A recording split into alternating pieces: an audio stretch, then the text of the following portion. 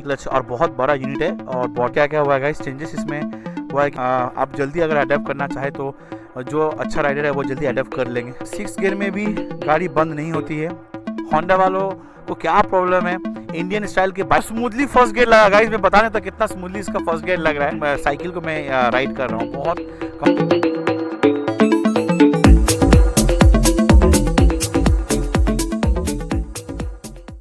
So guys, welcome back to another video. और आज मेरे सामने है CBR 650R।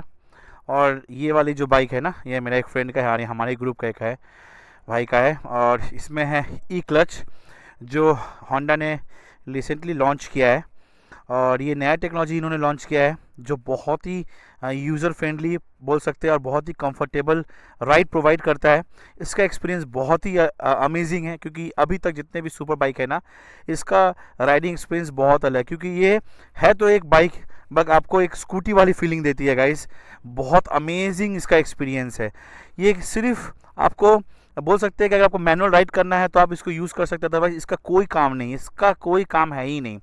क्योंकि इसमें इतना परफेक्ट तरीका से इसका जो ई क्लच काम करता है ना। यहाँ पे ई क्लच देख सकते हैं, होंडा ने ई क्लच लॉन्च किया है। ये होंडा ई क्लच और बहुत बड़ा यूनिट है और बॉडी से बहुत बाहर निकला हुआ है। ये आप देख पाएगा बॉडी से कितना बाहर निकला हुआ है, देखिए बहुत बाहर निकला हुआ है। हालांकि मेरे एटम से इसका हाइट बहुत कम है, थोड़ा नीचे है ये। और इसका पोस्चर जो पहले से जो CBR है उससे थोड़ा सा ये एग्रेसिव है, तो थोड़ा सा इसका पोस्चर थोड़ा एग्रेसिव रखा गया है। हालांकि इसमें जो एग्जॉस्ट है अंडर बेली एग्जॉस्ट है, तो पहला जो एग्जॉस्ट आता था वही एग्जॉस्ट इसमें है। बट इसमें चेंजेस क्या क्या हुआ है गाइस, चेंजेस इसमें हुआ है कि आपका जो पीछे जो टेल है वो शार्प है थोड़ा। और फ्रंट में भी हमारा जो फ्रंट आप देख पा रहे हैं ये भी बहुत शार्प है। प्लस यहाँ पे विंगलेट इंटीग्रेटेड विंगलेट है जहाँ से आप एयर पास होता है। बट इसका डिज़ाइन बहुत ही एयरोडायनेमिक किया गया है, बहुत अमेजिंग डिज़ाइन किया गया है इस बार। और सबसे बेस्ट पार्ट है गाइस इस बाइक का एक्सपीरियंस है वो है इसका ई क्लच सिस्टम। हालांकि जो इसको राइड करते हैं, आप जल्दी अगर अडेप्ट करना चाहे तो जो अच्छा राइडर है वो जल्दी अडेप्ट कर लेंगे, अदरवाइज़ इसे अडेप्ट करना थोड़ा सा प्रॉब्लम होता है। क्योंकि आपके माइंड में बैक ऑफ द माइंड चलते रहेगा कि ये एक मोटरसाइकिल है, तो आपकी जो हाथ है ना बार बार रिस्ट यहाँ पर रखेंगे और बार बार आपको क्लच का एक हैबिट रहेगा। बट अगर आप इसमें एक बार अगर आप इसको अडेप्ट कर लिए ना, तो आपको क्लच पकड़ने की ज़रूरत ही नहीं, क्योंकि ये आपका गियर भी विदाउट क्लच लगा के आप गियर को इंगेज कर सकते हैं। First gear, second gear, third gear, fourth gear, fifth gear, sixth gear. और सबसे बेस्ट पार्ट गाइस, अगर मानिए अगर आप अचानक 6 गियर से कहीं पर अगर होल्ड कर रहे हैं तो ये बाइक 6 गियर में भी गाड़ी बंद नहीं होती है। बाइक वैसी वैसी इंजन स्टार्ट रहती है, इसकी इंजन बंद नहीं होती है, क्योंकि ये 6 गियर में भी नॉर्मल बिहेव करता है। और प्लस इसमें कंपनी देती है क्विक शिफ्टर और ऑटो ब्लीपर, दोनों ही हैं इसमें। तो इसके कारण क्या होता है कि आप बहुत ईजिली गियर को अप शिफ्ट भी कर सकते हैं और डाउन शिफ्ट कर सकते हैं। तो ये सब सारा बेनिफिट इसमें है। और इसका डिजिटल मीटर आपको दिखाते हैं कैसा है। एक बार ऑन होने के बाद कुछ ऐसा दिखता है, आप देख पाएगा इसका ऑन होने के बाद कैसा दिख रहा है। ऐसा कुछ दिखता है न्यूट्रल। और यहाँ पे आपका स्टैंड साइड स्टैंड लगा हुआ वो भी दिख रहा है। इसकी सर्विसिंग कब हुई है वो न्यूट्रल। डिजिटल मीटर है, TFT स्क्रीन है, बहुत ही खूबसूरत है। ABS ऑन है वो दिख रहा है। प्लस इसमें ट्रैक्शन मोड भी दिया गया है। और बट मुझे सिर्फ इसका जॉयस्टिक के बारे में इतना मज़ा नहीं आया, क्योंकि इसका जो स्विचेस है ना ये इतना छोटा है कि अगर आप राइड करो, जब तक आपका हैबिट ना हो तो आपको एक पल्स आप टिपने जाओगे हॉर्न, आप क्लिक कर दोगे बाय मिस्टेक इंडिकेटर स्विच, तो ये थोड़ा सा कॉम्प्लिकेटेड है। पता नहीं होंडा वालों को क्या प्रॉब्लम है, इंडियन स्टाइल के बाइक तो बना देते हैं, इंडियन स्टाइल का जो स्विचेस है उसका पोजीशनिंग बहुत ही गंदा रखते हैं इन लोग।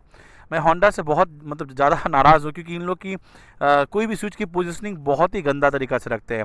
कहाँ पास होना चाहिए, कहाँ पे हॉर्न होना चाहिए, इन लोग का प्लेसमेंट बहुत ही गलत होता है।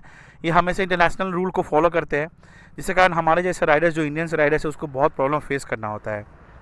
इसका जो की प्लेसमेंट का जगह है वो ठीक टैंक के पास ही सटा हुआ है। बट मेरे CBR में ठीक यहाँ पे पोजीशनिंग है उसका, बट इसके टैंक के पास है। तो एक बार मैं आपको एक बार राइडिंग एक्सपीरियंस भी दे दूंगा कैसा है चलाने का।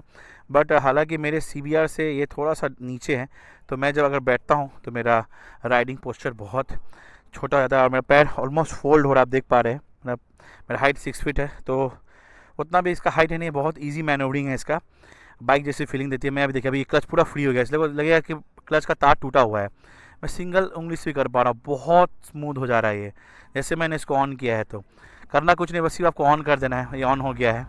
अभी अगर आप देखोगे, मैं अभी स्टाइल साइन उठा हुआ है, मैं गेयर लगा रहा हूँ। ये मैंने गेयर लगाया, बस सिर्फ झटका दिया, बट गाड़ी जाएगी नहीं है क्योंकि क्लच अभी भी ऑपरेट नहीं कर रहा हूँ मैं। बट ये बाइक एक से एक जगह ही रुकी रहेगी। मुझे सिर्फ स्कूटी की तरह पिकअप देना, गाड़ी आगे बढ़ेगी। देखो गाइस, और ये ऑटोमेटिक ये खुद कंट्रोल भी कर लेती है कि मुझे थ्रॉटल को कितना देना नहीं देना है, खुद से कंट्रोल कर लेती है। आपको एक बार राइडिंग एक्सपीरियंस देता हूँ गाइस, तो समझ में आएगा।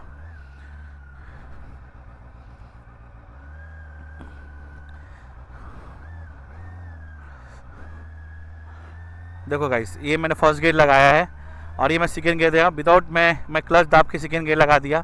और सेकेंड गियर में भी इसका वही प्रॉब्लम, एकदम भी प्रॉब्लम नहीं कर रहा है सेकेंड गियर में भी। बट ये इंडिकेट कर रहा है कि आप लो स्पीड में तो फर्स्ट गियर लगा। ये मैं फर्स्ट गियर लगा दिया और कितना स्मूथली फर्स्ट गियर लगा गाइस, मैं बता नहीं था कितना स्मूथली इसका फर्स्ट गियर लग रहा है। मैं सेकेंड गियर लगाया, ये थर्ड गियर में गाड़ी वैसे ही प्ले कर रही है। पता ही नहीं चल रहा है कि ये क्लचलेस है और कितना स्मूथ चल रहा है गाइस। ये मैं अभी फिर सेकेंड गियर लगा दिया, ये देखिए, फिर ये फर्स्ट गियर लगा दिया, ये फिर सेकेंड गियर लगा दिया। बहुत स्मूथ हो रहा है ये गाइस, इसका ऑपरेटिंग बहुत स्मूथ है। तो ये सबसे मस्त पार्ट गाइस इसका ये होने वाला है कि अगर आप ट्रैफिक में फंसे हो गाइस, तो आप इजीली इसको राइड करो, कोई प्रॉब्लम नहीं होने वाला है। हाथ छोड़ के आप गाड़ी चलाओ, आराम से फ़ोन ऑपरेट कर सकते हो आप। ये पूरे आपको स्कूटी वाली फीलिंग देगी। बहुत अमेजिंग इसका राइडिंग एक्सपीरियंस है। बट ये गाड़ी थोड़ा बहुत छोटा है मेरे लिए, इसका हाइट बहुत कम है।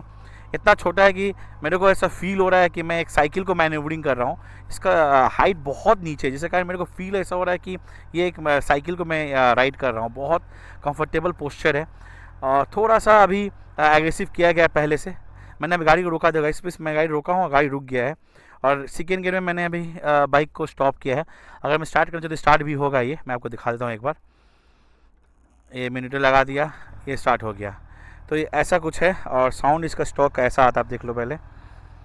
तो ऐसा कुछ एक्सपीरियंस है। बट मैं एक चीज़ इससे नाराज़ हुआ कि अगर ये पूरा ऑटोमेटिक ही है, यानी कि मुझे क्लच का रिक्वायरमेंट अगर है ही नहीं, तो मुझे गियर क्यों लगाना पड़ रहा है। ऐसा कुछ होता कि ये खुद से गियर भी लगा लेता, क्योंकि मैं जब बाइक बढ़ा रहा हूँ तो ये अपनी स्पीड के हिसाब से गियर को भी पोजिशनिंग कर लेता कि अभी मेरा 1000 आरपीएम में है तो ये सेकेंड गियर में लग जाए, फिर 2000 आरपीएम में है तो फिर थर्ड गियर में लग जाए।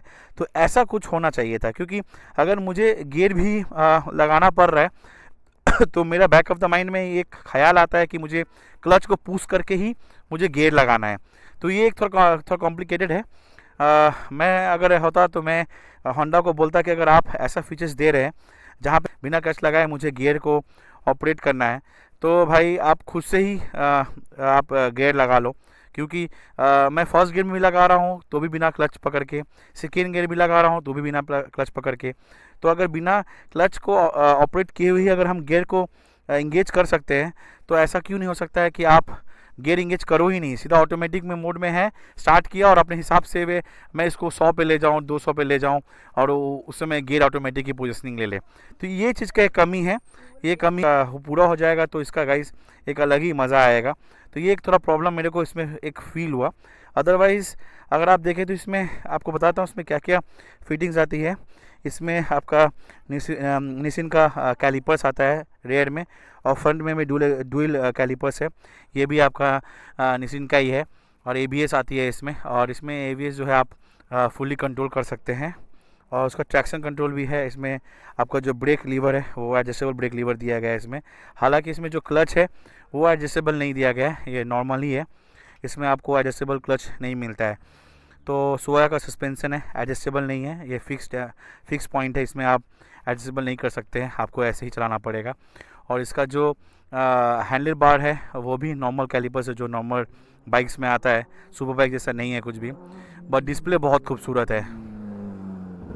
तो ये सब साउंड आपको मिलेगा क्योंकि मैं आज़ाद हिंद हवा में ही शूट कर रहा हूँ, तो आपको बैकग्राउंड में थोड़ा सा बहुत सारा इंडियन 4 का साउंड सुनने मिलेगा, क्योंकि बहुत सारे यहाँ पे आके बाइक को ट्राई करते हैं। तो ऐसा कुछ है गाइस। तो यही था छोटा सा, तो गाइस यही छोटा सा रिव्यू इसके ऊपर में। अब तो चलाने के बाद ज़्यादा कुछ फील है नहीं, क्योंकि जैसा 650F है वैसे 650R भी है। ओ हो डायरेक्शनल का साउंड।